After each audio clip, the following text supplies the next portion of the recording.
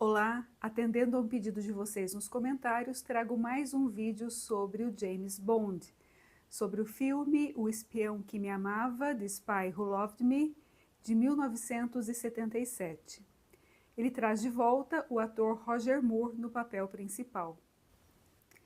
Esse é o 10º filme da franquia e é baseado no 9º livro do Ian Fleming, do qual ele aproveita apenas o título, pois o Ian Fleming não tinha ficado satisfeito com a história no livro e vendeu apenas os direitos autorais do título e não do roteiro. Então o roteiro foi bastante modificado em relação ao livro. O Espião que Me Amava é considerado um dos melhores filmes da franquia, se não o melhor, e concorreu a 3 prêmios Oscars. Apesar de o mundo estar vivendo um contexto de Guerra Fria, o filme traz uma parceria entre a União Soviética e a Inglaterra contra um inimigo comum. O filme traz a mesma receita dos demais filmes da franquia, onde há um vilão multimilionário que quer dominar o mundo, belas mulheres, paisagens belíssimas em diversos países, situações de risco das quais o James Bond consegue se desvencilhar no último momento para salvar a situação. Então esse filme não é diferente, porém aqui o vilão é o inimigo em comum entre a União Soviética e a Inglaterra. Esse inimigo em comum é o empresário Carl Stromberg, um dos homens mais ricos do mundo, dono de uma empresa de navios petroleiros, a Stromberg Shipping Line. E o que está acontecendo então com esses dois países, com a União Soviética e com a Inglaterra? Alguns de seus submarinos nucleares estão desaparecendo. Eles estão perdendo o rastro desses submarinos e existem então suspeitas, pistas ali de que esses submarinos estejam sendo sequestrados. E essa é justamente a missão que o James Bond recebe, descobrir o que está acontecendo com esses submarinos. Isso do lado da Inglaterra, porque por parte da União Soviética também vai ser designada uma espiã para trabalhar em parceria com o James Bond, que seria então a Major Enya Amazova, ou Agente XXX, Agente XXX. Esse empresário, Carl Stromberg, possui um desprezo pela humanidade e pelos seus vícios, mas ele tem um verdadeiro fascínio pelo oceano, pela vida submarina, subaquática e também pela ciência. Ele nasceu com uma anomalia nas mãos chamada sindactilia, que é quando o bebê nasce com os dedos unidos, dando a impressão de ser uma nadadeira, que é a mesma anomalia que tinha o vilão do Batman, o Pinguim. Ele tinha esse mesmo problema.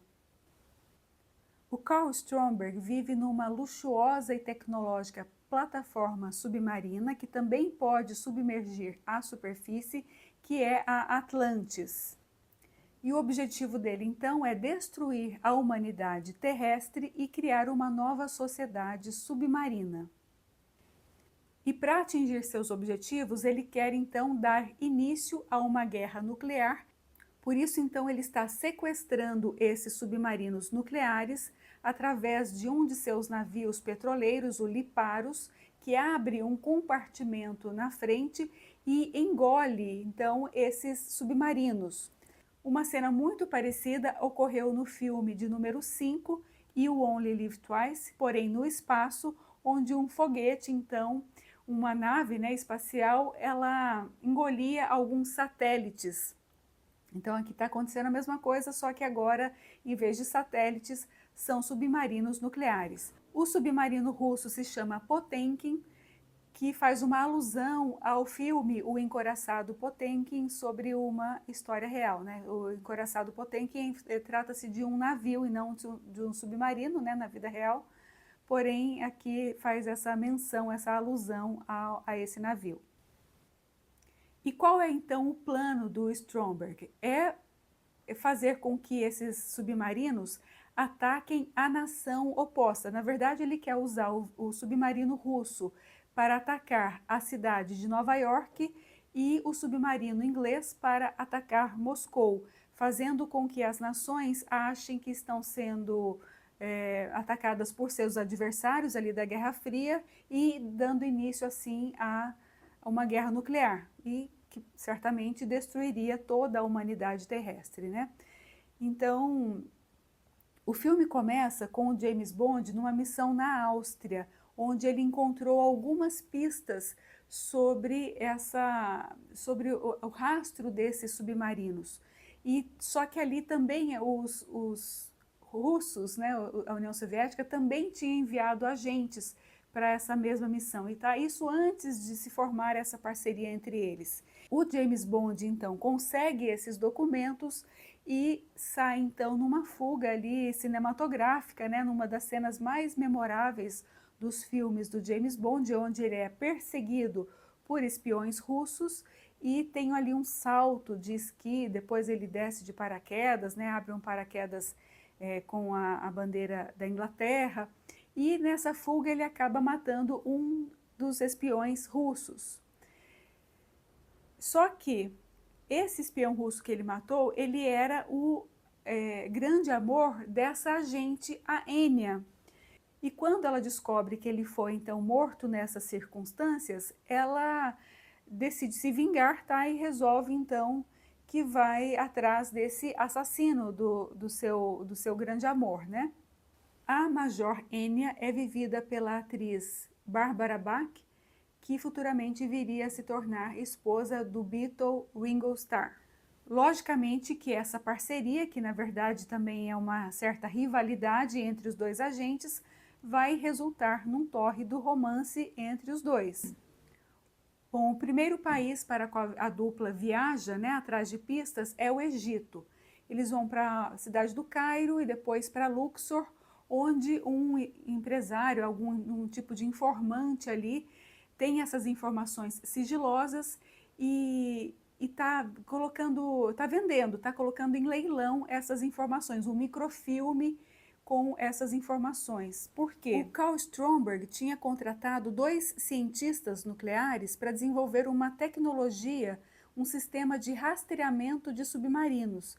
E ele usava o reconhecimento de assinatura por calor, usando satélites com detector de infravermelho e que poderiam detectar um míssil nuclear pelo calor de sua cauda e pelas ondas emitidas. Então, era essa tecnologia que estava nesse microfilme que estava sendo vendido então por esse empresário em Luxor. Só que o Stromberg ele sabe então que esses agentes estão ali à procura dessas informações e ele também manda 2 capangas para matar os agentes. E um desses capangas é o Jaws, é um ator de 2,18 metros de altura, assim, bastante alto, e ele usa uma dentadura de aço que é capaz de morder qualquer tipo de material. Esse capanga, esse vilão, ele vai se tornar muito popular e vai voltar no próximo filme também, o Foguete da Morte, se eu não me engano. No Egito, além das belíssimas locações arqueológicas, o filme vai trazer uma coisa que eu achei interessante, que é uma apresentação de dança sufi, uma prática mística e filosófica dentro da religião islâmica. Vai trazer também uma coisa que é inusitada, tá, para o filme de James Bond, que é uma música tema de outro filme, que é, no caso, a música do filme Lawrence da Arábia. Eu, de imediato, já reconheci essa música tema, tá? Porque eu assisti o filme, gostava muito desse filme Lawrence da Arábia. Posso fazer um vídeo sobre ele também, mas essa música ela é bem recorrente em várias outras obras, tá? Então é uma melodia assim muito bonita. Bom, depois de conseguirem ali os microfilmes, né, as pistas que eles estavam procurando, o casal segue então para a Sardenha, uma ilha na Itália, onde ficava então essa plataforma Atlantis. Lá eles vão disfarçados de biólogos, né, de estudiosos da vida marinha, porém logo eles são reconhecidos pelo Stromberg e eles fogem dali num carro que foi preparado pelo Kiel, né, que faz a parte ali tecnológica dos equipamentos, né, do James Bond. Esse carro então ele foi preparado para ser um carro anfíbio. carro depois ele veio a ser homenageado naquela animação Meu Malvado Favorito 2, tá? Onde a personagem ali também tem um carro muito parecido, numa situação ali parecida. Já em segurança, então, os dois agentes se unem a outros militares britânicos em um submarino, mas que também é engolido ali pelo petroleiro Liparos. Ali dentro do navio, eles vão passar aquelas cenas de tensão, né, de embates. Novamente, o James Bond consegue escapar ali da situação que ele estava, né, prisioneiro, consegue libertar a tripulação desses submarinos que foram sequestrados, formando um pequeno exército que vai lutar contra o exército, então, do Stromberg. Só que desse navio, os mísseis dos dois submarinos já tinham sido lançados e estão em rota nesse exato momento. Então, o James Bond tem que encontrar uma forma de desviar essa rota desses mísseis, fazendo com que cada um desses mísseis, então, encontre um ao outro e se autodestruam, né, nas profundezas do oceano, sem que haja dano, então, para a humanidade.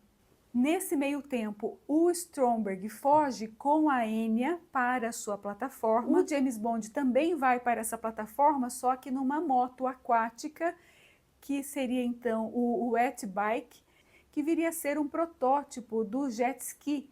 Então, sempre os filmes de James Bond tiveram essa característica, né, de trazer esses equipamentos, trazer em primeira mão, né, esses equipamentos que depois se tornariam populares aí de mercado, né?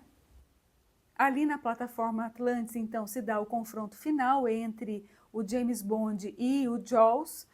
O James Bond consegue, então, vencer ali aquele capanga, fugir ali de tubarões dessa luta, né, corporal com esse capanga Jaws. Ele usa a própria dentadura do Jaws ali contra ele mesmo, né, através de um sistema de ímã, e consegue, então, destruir toda a plataforma, o seu criador, né, o Stromberg, e o casal consegue, então, escapar dentro de uma cápsula, que era justamente para essa finalidade, né, uma cápsula de segurança, e que é encontrada depois, então, pela Marinha Britânica. Ali dentro dessa cápsula, a Enya desiste da sua vingança, porque a essa altura da história ela já tinha descoberto de que era o James Bond, né, o assassino do seu amado lá do passado, e aí ela, nesse momento, então, ela desiste de sua vingança e se rende ali aos encantos do nosso espião. Nesse filme não aparece o vilão Blofeld e nem a Spectre por questões de direitos autorais, tá? Ali estava acontecendo, nesse momento, uma série de questões nos bastidores que envolvia essas questões legais, né, de direitos autorais, porque os dois produtores originais, que eram o Harry Saltzman e o Albert Broccoli, eles haviam rompido essa sociedade e o Albert Broccoli, seguiu sozinho nessa produção e nas demais, né, seguintes.